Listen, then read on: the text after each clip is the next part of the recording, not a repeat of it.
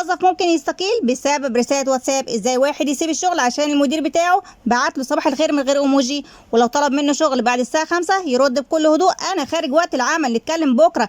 الجيل القديم يشوف المشهد ده ولو احنا كنا في الجيش ولا ايه؟ والمشهد ده بيتكرر كل يوم في مكاتب كتير.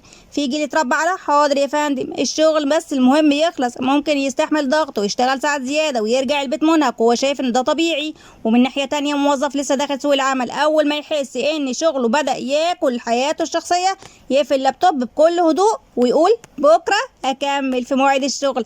القديم يبص له كأنه كائن فضائي، والجديد مستغرب اصلا هو ليه اشتغل بعد مواعيدي.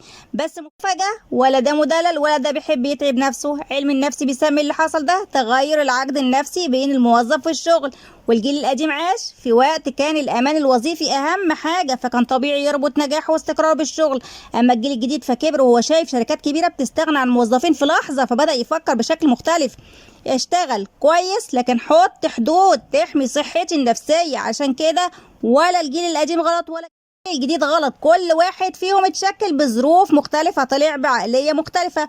وانت بقى لو مديرك بعت لك رسالة الساعة 11 بالليل هترد فورا ولا هتقول نتكلم بكرة في مواعيد الشغل؟ اكتب لي في الكومنتات انت اقرب لأنهي جيل.